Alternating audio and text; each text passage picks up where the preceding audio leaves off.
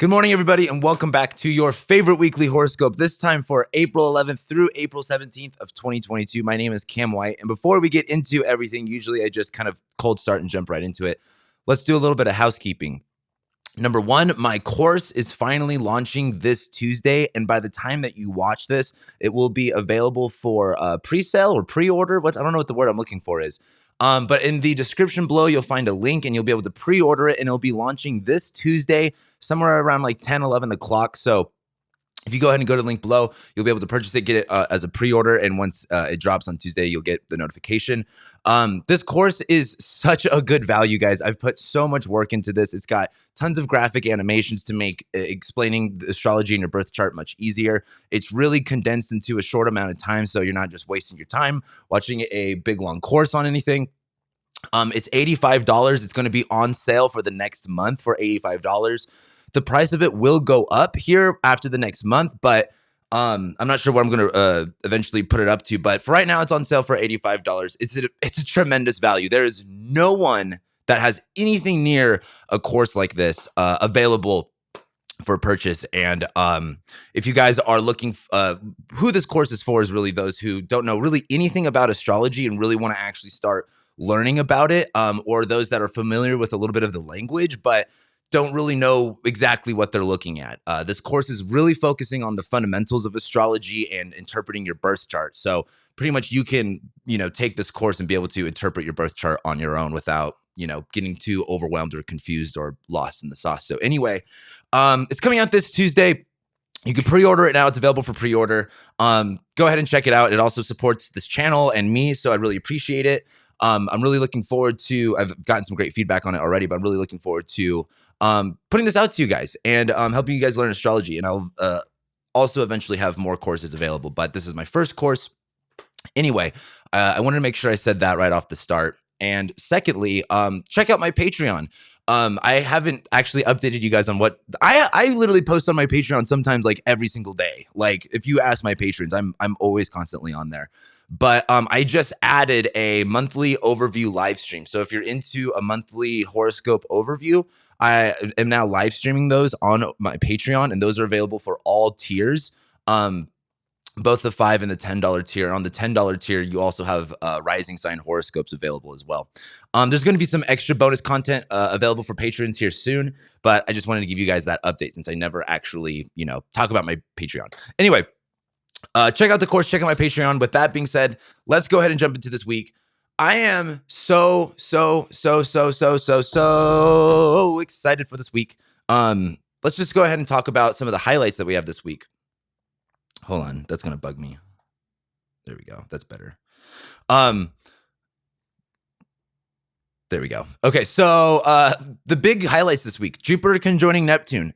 That's probably the biggest one, and of course that also happens on Tuesday. We're gonna talk about that, but that's like a bigger long-term transit, so it's not necessarily like just that day. Versus this week, we will have Mars go into Pisces, which will literally feel like jumping into a sauna after a hard day and like doing field work. We have a day off on Friday. The universe gave us a casual Friday, and we have a day off. We have the full moon in Libra this week. And then on Sunday, we have this like chain of events. It's like Venus sextiling Uranus while Mercury sextiles Venus while Mercury conjoins Uranus. And that all sounds like a lot of fun, to be honest with you. So let's go ahead and I guess just jump straight into it and start talking about Monday. So on Monday, the big thing that we have really just starting is the moon being in Leo, applying to an opposition with Saturn and Mars.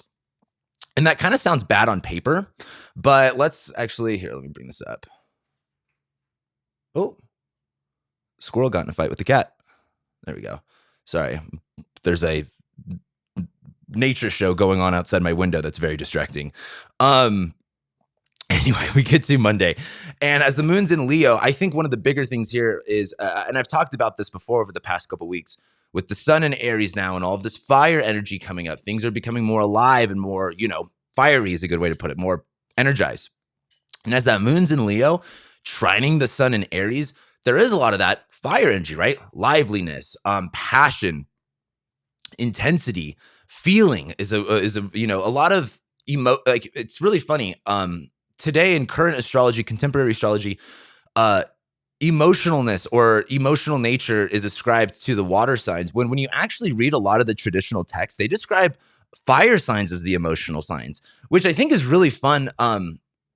Just fun to think about. But yeah, I totally agree that the fire signs have a lot of emotion too. That's not to say that the water signs don't, but the moon being in Leo, I talked about this last week, our pride, our sense of our identity, we're feeling very like courageous, I think is a good way to look at it. And I think courageous is actually a good word because the moon in Leo is going to be opposite Saturn and Mars. So, for example, when you're a Leo and, it's all about being in the spotlight or being performative almost in a sense, your performance is going to be dictated by typically who your audience is. And when you're got this moon in Leo, happening, but its audience is Mars and Saturn and Aquarius, I think the pressure to perform or the pressure to, really put yourself out there is on. And that pressure isn't, bad or good. It's just one of those things to be aware of, because when you kind of put, especially when you're acting or performing, when you put too much pressure or emphasis on it, it can make it seem worse than it is, right? There's a natural finesse to acting or performing that you have to kind of channel and embody, really. And I think on Monday, as that moon's in Leo opposite Saturn and Mars, it's going to be a challenge to embody that because Mars and Saturn are like the toughest critics in the crowd. But pretty much on Monday, the only thing going on is the moon will be in Leo, trining the sun in Aries. So we'll feel very lively and fiery. But throughout the day, the moon is going to be applying to first Saturn. The biggest thing is, I've talked a lot about this of Saturn and Aquarius. Society, larger groups of people, how we all function, whose side are we on? It's really interesting. I think one of the craziest manifestations of Saturn and Aquarius is how much everyone has really changed their friendship groups because of everything that's been going on. I know so many people that have completely stopped talking to friends, moved on from friends, and just really restructured, our own societies of who we, intermingle with. And so I look at this moon in Leo. It's trining that sun in Aries going opposite Saturn and Aquarius. For one, there's this really radical sense of independence of like, this is who I am. There's a lot of embracing identity. And there's a lot of it going opposite Saturn and Aquarius. So it's like, yeah, fuck you. Yeah, like this isn't who I am. This is who I am. And this looks like a lot of pride and passion confronting a lot of authorities, right? Saturn and Aquarius is like the authority. Saturn and Aquarius is the limit, the wall. And this moon in Leo is very like, approaching this, approaching the authority, confronting the authority with like the sense of like, this is who I am and this is what I want to do. And I think that's fine. But I think as the moon goes into Leo, trining the sun, goes opposite Saturn, it's like the moon gets this little charge boost from the sun and then immediately hits this opposition with Saturn where, in a world where they want you to not question things, radical independence is not, straying away from the group is not okay. So the reason I say that is the moon's going to go opposite Saturn. And then later on Monday night, once the moon separates from that opposition from Saturn, it will then start to apply to Mars in Aquarius, where Mars in Aquarius is all about separating yourself from the group dynamic. Or Mars in Aquarius could even be outcasting, going rogue. I think a lot about AWOL soldier with Mars in Aquarius, like literally going off the beaten path. Excuse me. And as this moon goes opposite Saturn, it's like this confrontation with an authority. And then it immediately separates from Saturn and starts to apply to Mars, where I think this is separating yourself from the group dynamic. But let's just talk about Aquarius in the sense of ideas here too. Because yes, this does rule the group dynamic stuff, but Aquarius is really like thoughts, intellect. It's the Saturn manifestation of an air sign, right? And if air is all about ideas and communication and socialization, Saturn's going to be about like the rules, the application, the discipline of. And I think as the moon goes opposite Saturn, there's really this look at like, here you are. How are you, moon and Leo, right? Really focusing on the individual. How are you connecting? How are you establishing? How are you working yourself into the group dynamic or applying the rules better in a way that suits you more? I think this moon opposite Saturn is just like really taking things seriously. But then by the time we go into Monday night, the moon will be opposite Mars, where there's this sense of kind of irrationality. I think the moon in Leo going opposite Mars in Aquarius will feel much more of like wanting to stray away from the path. Like the moon in Leo going opposite Saturn Aquarius is like coming to the group dynamic and like pleading with them almost in a sense, versus the moon going opposite Mars as being like, fuck this group dynamic shit. I'm fucking out of here. So on Monday, there's this like, pleading or bargaining and trying to be like, hey, like, this is who I am, like, accept me, or, this is what I'm going to do, don't tell me what to do. And then Saturn in Aquarius is like, yeah, you're pretty much not welcome. Moon will go opposite Mars, and there's just going to be kind of irrational separation. Now that's Monday. Monday will probably just feel really serious, but not really a big deal because the rest of the week is way too good to get stuck on Monday. Excuse me again. Then we get into Tuesday, and the big thing on Tuesday, Moon enters Virgo. I'll show you guys the electional chart I chose for launching this course, and I'll tell you why I actually chose it too, and we'll do a little astrology lesson here. But let's go ahead and just kind of go right off the bat. This is actually the chart. This is the chart I chose for launching this course, about right here at 10:30. Few reasons. Well, it's actually going to be 11. I take that back. So let's actually go to 11 o'clock. Few reasons I chose this chart. One, we have the moon gaining in light, heading towards a full moon, but the moon ingresses into Virgo, hits Regulus, one of the fixed stars, and it will be trining Mercury. The moon is the ruler of the ascendant in the third house of like technology and communication. It's an online course. And I also this course is filled with graphic animations. Like the whole course is animated. I learned keyframe animation for you guys to learn astrology. Please understand what I did. That took a long time to learn. Anyway, Jupiter and Neptune, I've talked about the media and this being a really good year for things like, media and video. But I like the animation and the graphic stuff really for the Jupiter Neptune on the midheaven. And it's in the 9th house about publishing and astrology and teaching. The sun's also like in the 10th house and it's sextiling Saturn. You got the Mars and Saturn away in the 8th house. This is a great electional chart in my opinion. Let me know what you guys think of it. But this is when the course is launching. Anyway, let's go into Tuesday. Gosh, excuse me. Tuesday, the moon will ingress into Virgo and it will trine Mercury right off the bat. Once that's done, the moon will literally just be applying to Venus pretty much all day long. So it sounds great. And in the background of all of this, Jupiter's conjoining Neptune. Now, with the Jupiter-Neptune conjunction, and I already made this, I already had someone from my Patreon kind of give me the heads up on this, but the FBI is already releasing documents about humans' interaction with UFOs and aliens and whatnot. Jupiter-Neptune and the Venus-Jupiter-Neptune conjunction, they'll probably come out with aliens. And I made that prediction in my year ahead horoscope. So I did 12 zodiac sign, rising sign year ahead horoscopes, but then I did one main 2022 year ahead horoscope. That's where I made that prediction. Go ahead and check it out. Anyway, Jupiter, we're talking about faith. We're talking about belief. We're talking about idealism. We're talking about hope. Something I've said a lot about Jupiter being in Pisces is that it's in aversion to the Saturn and Aquarius stuff. Right? Sure, all of this dystopian Saturn and Aquarius stuff is going on at this moment, but as Jupiter's in Pisces, it's an aversion. It's ignoring that. It's avoiding it. It's just trying to find the hope in the good, right? The problem, and Jupiter's also on top of Neptune, so it's like really saturated in that, looking for a different message. Now, with Jupiter being in its home sign, it has all of the tools necessary to do its job, right? And the biggest thing with Pisces is, like, I think a lot about Sagittarius being much more like trailblazer energy, like just kind of going off the beaten path, versus Pisces is like,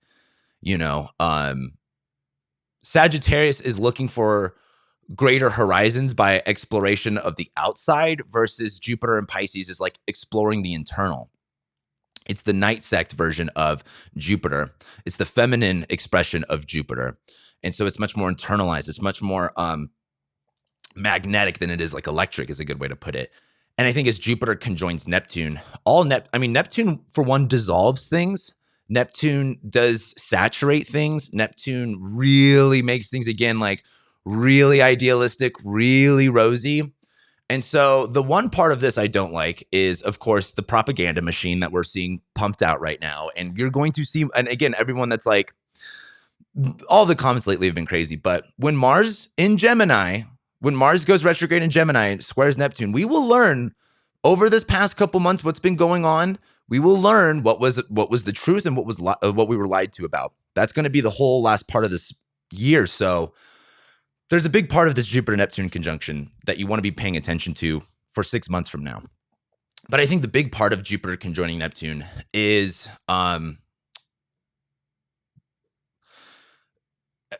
it's just one of those things where it's good. That's really all you need to know. Like, it's good, everything's going on well in the background, and it's one of those things where if you're watching a movie and you see it, like when you watch media or you watch a movie and you're telling a story, I think that's the most important part about like story and mythology and how we interpret story and mythology and what that does to us, the feeling that it gives us. We can watch a movie knowing that it's fake or knowing that it's not real, but the inspiration that it gives us is real. The motivation it gives us is real. The moral of the story is real. And so while the interpretation of the story, the projection or the medium in which the story is told might be exaggerated, might not necessarily be grounded in reality, but the truth of it is, which is, the moral of the story, the feelings it gave you, you know what I mean? Like a book can be fake, a fictitious book could be fake, but the emotions and your reaction to what you read is real, right? And I look at this Jupiter Neptune of, while there is a lot that you might be influenced by that may not necessarily be real, the feeling of inspiration or hope, or even, the Jupiter and Pisces feeling. We know what the Jupiter and Pisces feeling was looking back in 2021. Think of May in 2021 when Jupiter dipped into Pisces for like 5 minutes. It was like all the astrologers agreed that it was like this like letting go and like dissolving feeling of like, like things just feeling a little bit easier. And I feel like that's really what this is looking at right here. Jupiter conjoining Neptune is understanding that you're watching a movie, but actually letting yourself enjoy the feeling and get excited with it, right? Let yourself be like fully immersed in the story. Don't just decide that it's fake just because, or decide that it's not real, or decide that it doesn't matter just because it's a story and you're not, and you're not sold on it. So I just think with the Jupiter Neptune conjunction, it's not necessarily like, oh, it's super in your face. It's underlying. It's much more like everything is like really rosy and nice right now. And I think it's time to like embrace that.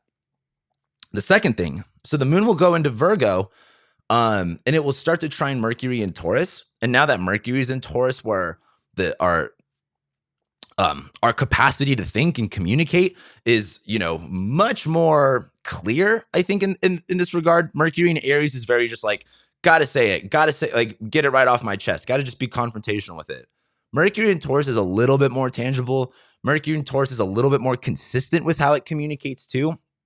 Mercury is looking to express value. Mercury is looking to express, harmony. And as the moon is in Virgo, trining Mercury in Taurus, there's a lot of this material, physical connection going on here. Like the moon in Virgo, right? Wanting to organize ourselves, our emotions.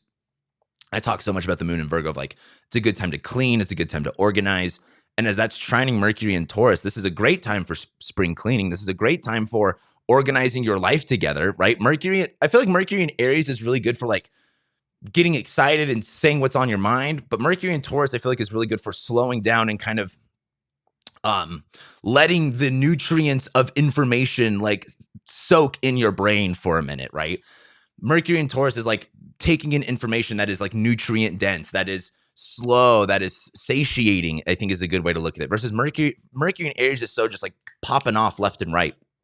So as the moon goes into Virgo and trines Mercury, and Jupiter's conjoining Neptune, I think there's this ability, like things just really slow down and there's this like, this is fucking, like there's this day of like, this is nice. We're organizing ourselves. Things are starting to get cleared up and Jupiter's conjoining Neptune. It feels good. It may not necessarily be exactly, again, it's, right now you guys are looking at me, but with this blurry background and everything, the Neptunian stuff just based off of lens, based off of framing, based off of all of this stuff in the camera work I've done, I can create a certain feeling versus if I changed the settings in this and made it look like shit, same thing with the audio and I made it sound like shit, it would give you a different feeling as you watch this content. It would probably bug you more. It would probably make you feel more uncomfortable. So I look at this as kind of like your settings are all good, your lighting's all good, and now you can actually enjoy or make your content like I am now that everything looks the way that you want to. Gosh, sorry, I keep coughing. But Tuesday, looks pretty good. The moon will apply to this trine with Mercury. And then as we go on through the day, once it separates from Mercury, it starts to apply to Venus. So as the moon goes opposite Venus, there's this like, again, Venus in Pisces has been, it's been so funny. My reaction to Venus in Pisces has been, Venus has been in a Saturn ruled sign for 5 months, and I've been hustling and grinding so fucking hard for so long, and I still have more stuff to do. But the second Venus went into Pisces, I just don't care anymore. I'm just like, you know what? I feel like staring out the window for like 2 hours and just thinking about stuff rather than working or hustling or grinding.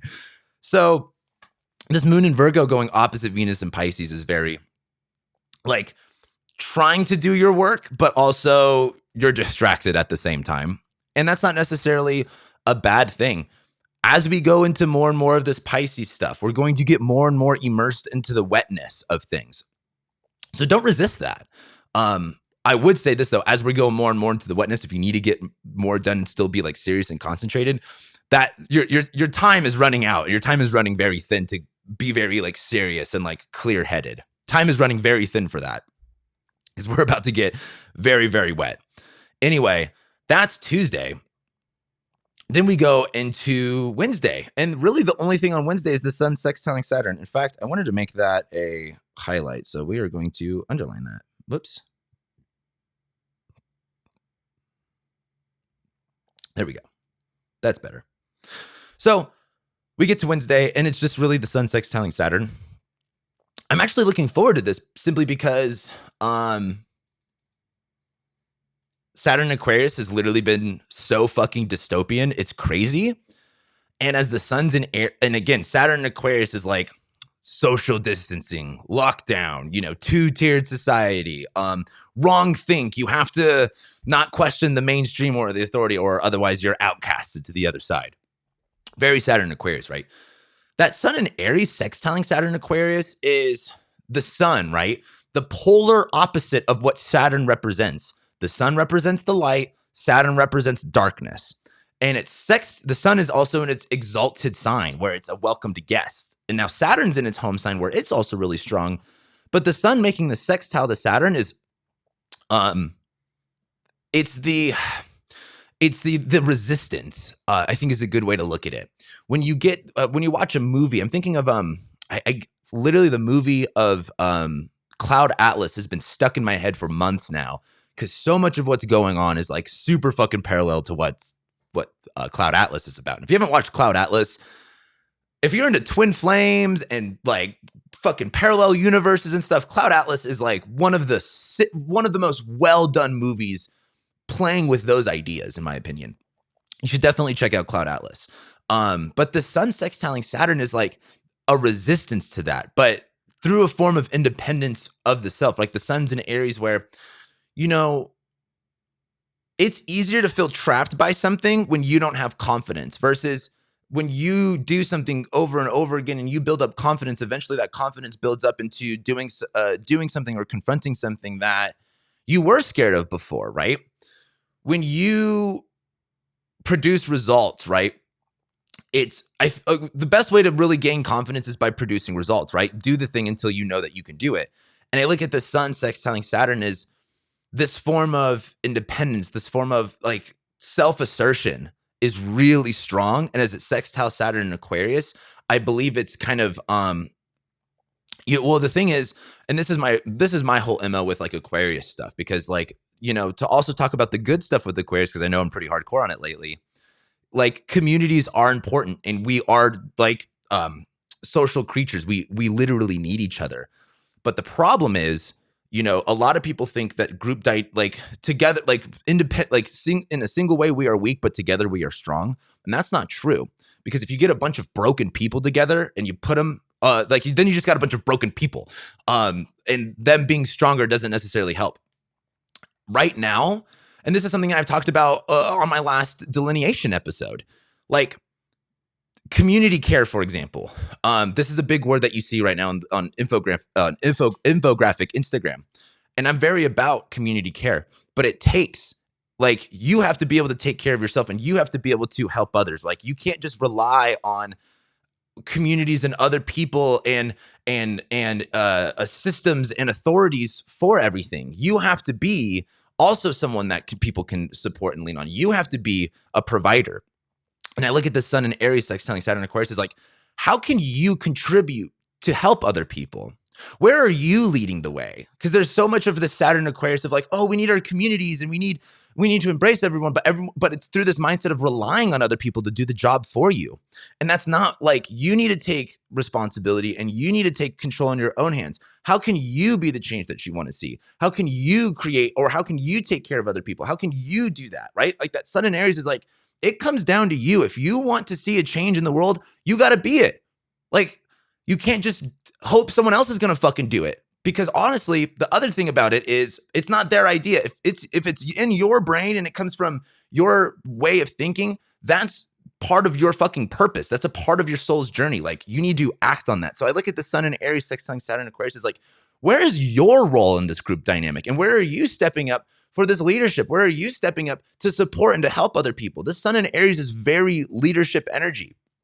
And so as it sextiles Saturn Aquarius, take on that role. But also the way I would look at this is, don't be afraid to be yourself during this time. Don't be afraid to say, like, a lot of people just don't want to rock the boat. And even though everyone has a gift that to share in this world, and they have something in their soul to give to people that lights them up, and they can share that energy, but they choose not to because they're afraid.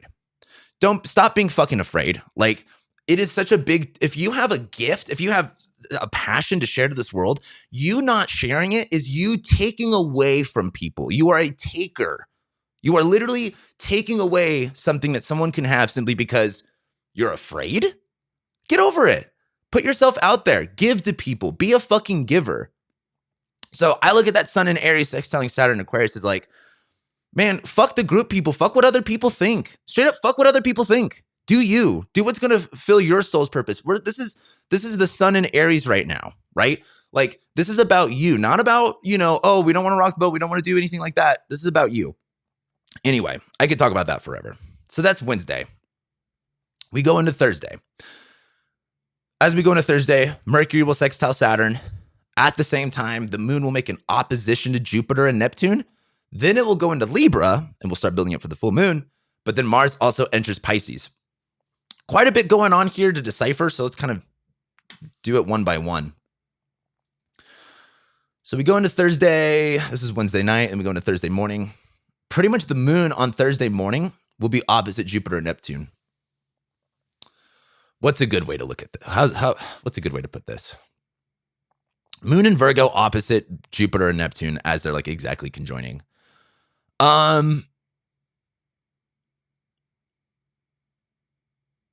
Have you ever watched a movie and you knew, and right when something happened, it gave you the clue of how you knew it was going to end? It was like something happens, you go, oh, now that that's happening, this is what the ending's going to be. That's what a lot of this looks like. But also the moon is building up towards this full moon, right? It's culminating. It's becoming brighter and brighter.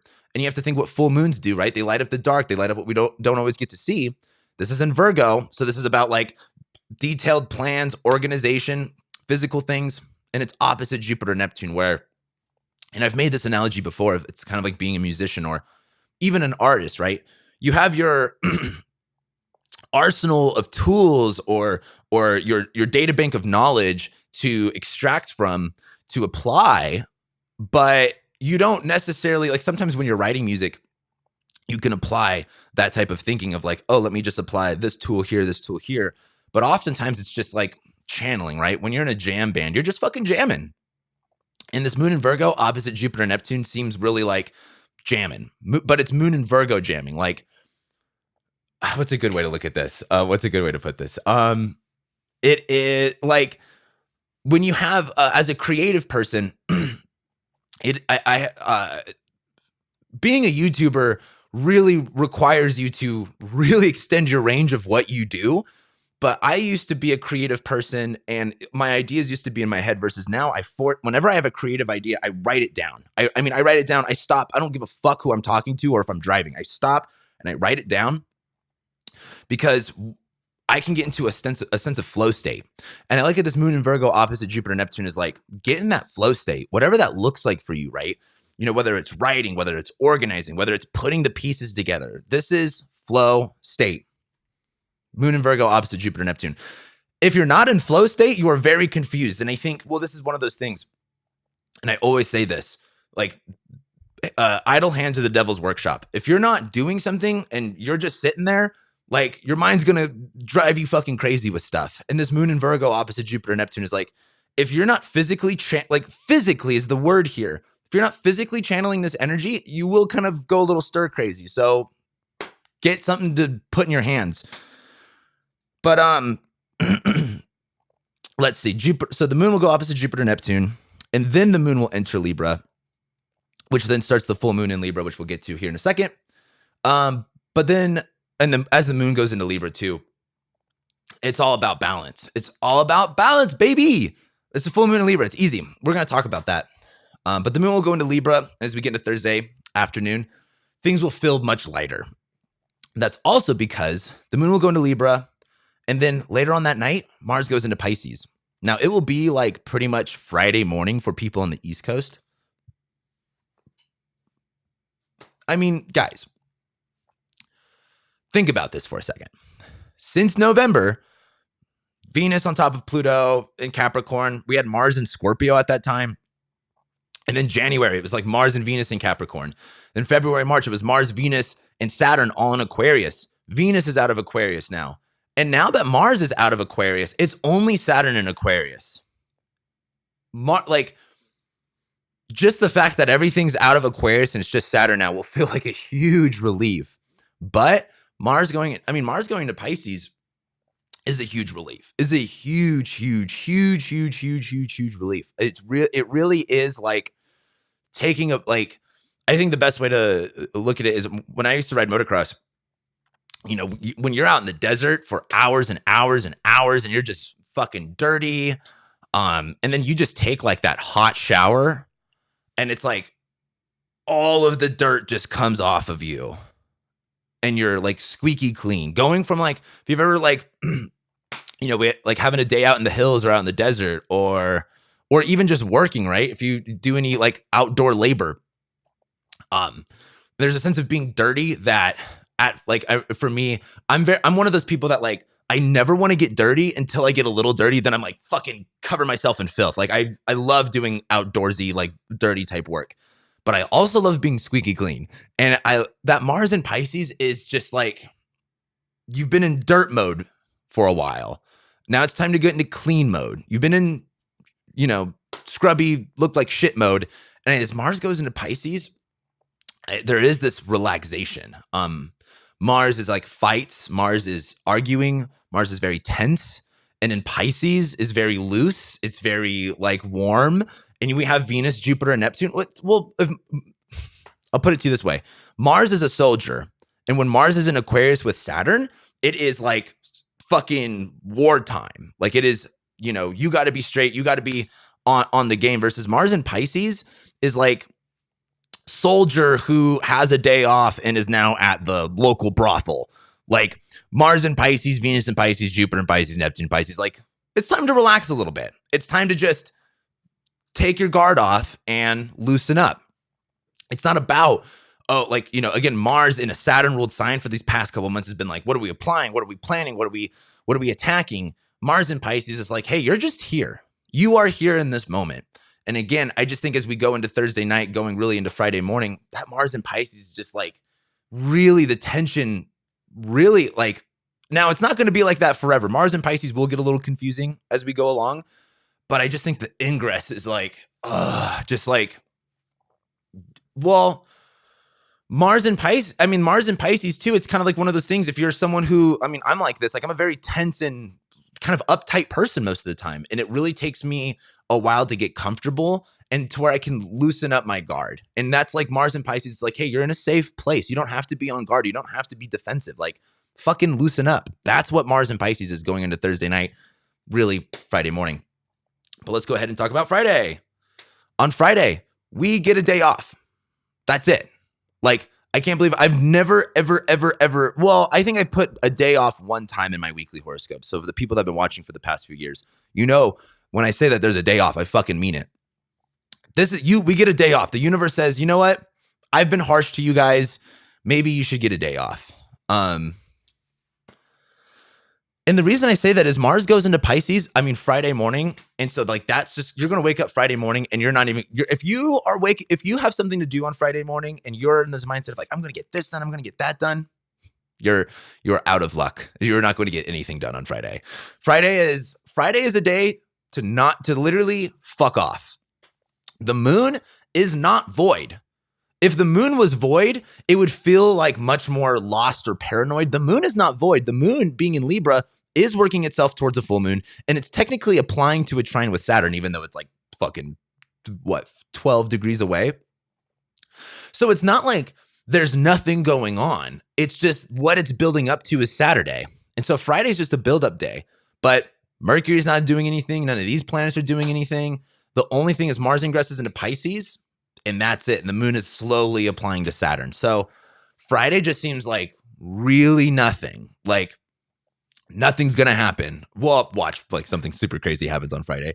Because that's just my luck. But Mars will just go into Pisces, and it's going to feel like even if you have something to do or something happens, you're not going to feel like you want to respond to it. Like, have you ever had one of those things of like an emergency lands on your lap and you're just in the mood of like, I don't feel like dealing with that right now. Like, have you ever ignored an emergency or ignored something problematic going on simply because you just didn't want to deal with it at that moment? Like, you will because you have to, but not right then. That's what Friday is about. And Friday, really, it's just the moon. It's a full moon already at this point. The moon's in Libra, right? It's already pretty bright. It's not exact yet, but it's applying to Saturn first. Saturn in Aquarius. This is a full moon about relationships, right? It's about balance. It's about individuals. It's about justice. It's about what's fair and fighting for what's fair. And it's working on this trine with Saturn. So I think a lot of this full moon is like balancing the relationships between like being independent, being an individual versus like working together with people. And I think this will be good for the Saturn and Aquarius stuff, like for the whole two-tiered society, cancel culture stuff. I think this will be a good bringing things together for it. But, you kind of have to fight for your rights nowadays. Anyway, pretty much Friday is nothing. Let's talk about Saturday. And on Saturday, moon will trine Saturn as we have the exact full moon in Libra.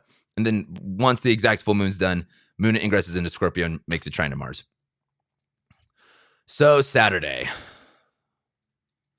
This is early in the morning. Look at that. Moon trine Saturn pretty much right first thing in the morning. And you have to think Saturn and Aquarius, right? Saturn, discipline, rules, authority, maturity. In Aquarius, ideas, really, it's, in my opinion, it's just about being disciplined and then also like finding structure, finding, solace with groups of people or being outcasted onto something. And that moon in Libra trining Saturn is like, finding your squad. Like, again, I've talked about this. Reject Hill. One thing to look at it too is like misery loves company. And that's something also I really think about with Saturn and Aquarius. Or like, another way to look at it is like empathy is a poor man's cocaine. But this moon trine Saturn, where there is this kind of making connections with authorities, making connections with superiors, making connections with the more serious role that relationships play through the full moon in Libra, right? Through just like I'm a Libra moon. You have to extend the olive branch at sometimes, right? That sun in Aries, moon in Libra, like if you want peace, you have to initiate the peace. If you want, again, if you want to see the world change, you have to be the change that you want to see. And that moon in Libra trining Saturn Aquarius is like pretty much extending the olive branch of like, hey, I want peace. I want things to work out. Sun in Aries is like, this is what I'm fighting for. But the moon in Libra is like, I need you to fight with me. And it's really fucking evident with all of the shit that's going on in this world right now. But I think a lot of this is like trying to bring things together. Like, honestly, we need a lot more fucking peace in this fucking world. And that's what's so kind of frustrating about everything that's going on, because everything's so polarized and divided. But as we have this full moon, the thing that happens after is moon trine Saturn, we're reaching out for the olive branch. And then we have this full moon where it's really like, me and you, us and them. Well, I want to say us and them. It's much more like, it takes two to tango. It really does take two to tango. And it really does take working with people to create, like, a lot of people just think, we can just, well, again, all last year, all you heard about was how we want to make a two-tiered society and that we don't need other people and that, one group of people is bad and is all the world's problems, even though it's not like that. This is much more of like, you have to work with people, even people that you don't want to deal with, even people that you don't like, you're still going to have to find peace with them no matter what. You can't just outcast and reject people that you don't like. I know it's 2022 and we're still learning those lessons, but you can't. So I think a lot of this is just trying to find peace, initiating the peace. But then immediately after this full moon, the moon ingresses into Scorpio, which I usually wouldn't like. But I think the moon going into Scorpio after this full moon in Libra, the only thing I don't like is I just don't know how much the peace will work out. Because it's like full moon in Libra, it's like, hey, will you work with me? And then the moon goes into Scorpio. It's like, no, I won't work with you. So, I mean, what were we expecting?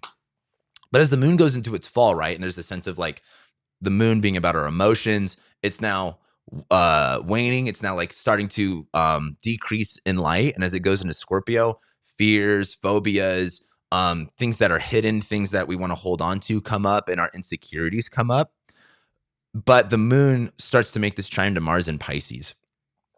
The moon in Scorpio, I'm usually pretty hardcore about, but it's different when everything's in Pisces, because Pisces is like the one sign that can get to Scorpio. Like Scorpio is like anger, resentment, fear, insecurity. And then Pisces is like the one zodiac sign, like the one planet that's like, how do I like creating the space to, allow Scorpio to not only be angry and to be resentful, but also like, because the other thing too is in the society, like anger and resentment isn't necessarily like, accepted all that well or widely. But as the moon goes in Scorpio, like you're allowed to feel your anger, you're allowed to feel your pain. And that Pisces just like lets you be in that moment, right? And it's like once you kind of like express your anger and get it out, you feel a little bit better. And I think this moon in Scorpio trining Mars in Pisces, it's very emo. It's very emo, but not like sad emo. Like, you know what? I'm a little melancholy, but that's okay. Because we're all in this Pisces stuff and our emotions are going through a change right now. Again, Pisces is the mutable water sign, right? It's our emotions in the middle of a state of flux, in the middle of a state of change. And I think as that moon goes into Scorpio, trines Mars in Pisces, we're realizing that. The moon's going to go into Scorpio where, again, full moon in Libra. Let's say you start working with someone. Let's say that works, the full moon in Libra extending the olive branch works, but that moon in Scorpio it's like the moon in Scorpio comes up. You're like, oh, fuck, we're actually doing this. Like, oh, shit, they actually said yes. And so fears will come up. But I think that moon in Scorpio trining Mars in Pisces is like, it's okay to not know what you're doing and it's okay to be afraid, but it's not okay to stop going. Like it is. If you have to do something you have to do, it's completely okay to be afraid, but it's not okay to like stop what you're doing. Like you have to keep going and you have to know fear and do it anyway. Know fear and do it anyway. K-N-O-W. Know fear and do it anyway. That's the thing with Saturday. And that's pretty much Saturday evening too. The moon goes into Scorpio and starts to trine all this stuff. And then that's how we get into Sunday. We get into Sunday morning, and let's just talk about everything we got going on Sunday. Venus sextiles Uranus. Mercury sextiles Venus while Mercury conjoins Uranus, while the moon is also trining Venus and going opposite Mercury and Uranus. So there's this weird moon, Mercury, Venus dance with Uranus that's going on. In my opinion, it sounds like nothing but happy accidents. Let's just get to it. So look at this. It's like moon is trining Venus, going opposite Mercury and Uranus, right as Mercury's on top of Uranus, right as Mercury sextiling Venus, right as Venus sextiling Uranus. It's happy accident time. It is literally the only way I could explain this is happy accident. There's so much going on here. Like Venus and like where it comes from and who does it, I don't know. But it's like, well, the one thing is moon in Scorpio opposite Mercury conjoining Uranus. Like, well, okay. Mercury and Taurus conjoining Uranus and Taurus is very like liberating idea, breakthrough idea, understanding something differently, understanding value or being innovative about value or expressing that value in a different way. Look at what Mercury rules in your chart. There's going to be something radical or random happening there. And that moon in Scorpio going opposite Mercury and Uranus will feel really destabilizing, right? Taurus wants things to be stable and secure. Uranus is shaking that up. And Mercury conjoining Uranus is like, announcement of something unstable.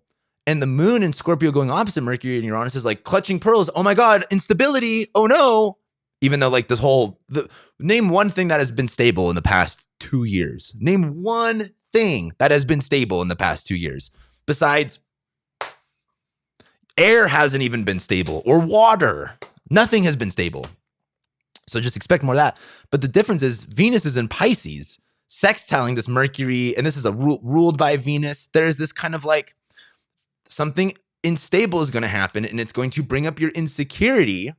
But Venus in Pisces is there to save the day. And Venus in Pisces is like this fucking charm, this like, it's this like, God, Venus in Pisces in this moment is like seductive, charming, elusive, like ability to just kind of like make like, oh, that's like accident happened. That's fine. We can make it better this way. I don't even know. Like I was thinking a lot about this because this is so many moving parts of like Mercury, Venus, Uranus, and the moon. And it just seems like random sudden upburst, but Venus in Pisces makes it okay somehow, whether that is, and Venus, brings things together. And this doesn't look like a whole lot of separating. It just looks like a whole lot of randomness and instability. And Venus and Pisces somehow manages to bring it all together to make it okay. So I think on Sunday, you'll see a lot of, for example, a good way Mercury and Uranus in Taurus could be is like being innovative, being creative, and that moon in Scorpio, like enacting on that creativity immediately. That's how this could be good. How it could be bad is like something, random happening to you that was unexpected and it brings up your fears. But somehow Venus and Pisces, by the end of the day, something about it all works out. This is kind of a confusing transit because it's got so many moving things in it. It involves Venus and Pisces at the end of the day. So we'll see what she ends up doing with it. But that's this week. I mean, after that, we go into next week. And next week, all we have is the sun ingressing into Taurus, which literally is nothing. And then Mercury conjoins the North Node, which will be more important as Mercury enters shadow, but Mercury doesn't even enter shadow next week. So this is the big week, and next week doesn't have a lot. So, like, I guess to kind of talk about my final thoughts of this week, it's a big week, guys. We are in the middle of a flux. Like, we just got done wrapping up the past couple months of all of this Venus and Capricorn shit, all this Aquarius stuff. And now we're moving into the Pisces Aries stuff. This Pisces Aries stuff is a microcosm of what the next 6 years hold for us, or 4 years. And I've told you guys about this. In 2026, when we have Saturn conjoining Neptune in Aries, we'll also have Saturn and Neptune at the very end degrees of Pisces. This next month of April and May, or next 2 months of April and May, is literally a microcosm of what the next 4 years will be. And we're planting seeds for these next 4 years in this moment. And it's this week that we really see that transition of like, we're done with this Aquarius and all this heavy stuff. And now we're in the state of flux. Now we're in the state of transition. Now we're in the state of moving on from stuff. But it takes like a sense of, relaxing yourself. Like after you do a lot of hard work, you need to take 5 minutes off to let your brain think and let yourself kind of saturate with all that information. And I think that's what this week is really about. And then, of course, we go into next week, and next week is much more stable. Next week is much more consistent versus this week. But I think a lot of this week is just about, I think, embracing the fun. Full moon in Libra, right? Realizing it's a full moon, right? It's just about illuminating the dark, illuminating what we don't always get to see. So this was a long horoscope. I guess I'll just leave you guys with that. Again, course is coming out this Tuesday. Make sure you guys check it out. Pre-order it. It should be available now. Go ahead and go to the link in the description as well. Become a patron member. I post literally all the time on my Patreon. And if you want my full thoughts and feelings about everything, Patreon is really the only safe place I have for that right now. So with that being said, I'll leave you guys off with that. Thank you so much for being here, liking, sharing, commenting, subscribing. I love and appreciate every single one of you, and I'll be seeing you next week.